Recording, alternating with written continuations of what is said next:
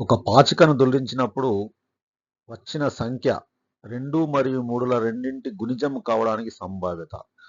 ఒక పాచికను దొర్లించినప్పుడు ఏర్పడే పర్యవసానాల సంఖ్య ఎంత అండి?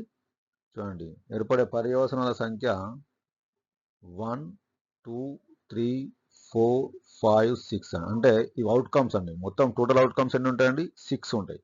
సో 1, 2, 3, 4, 5, 6 అవుట్కమ్స్లో 2 మరియు 3ల రెండింటి గుణిజం కావడానికి సంభావ్యత. 2 మరియు 3ల రెండింటి గుణిజం కావడానికి సంభావ్యత. ఈ 2 మరియు 3ల గుణిజం ఏంటండి? 6. అంటే ఎన్ని ఉన్నాయండి ఇక్కడ? ఫేవరబుల్ అవుట్కమ్స్ ఎన్ని ఉన్నాయండి? 1 ఉంది కదా.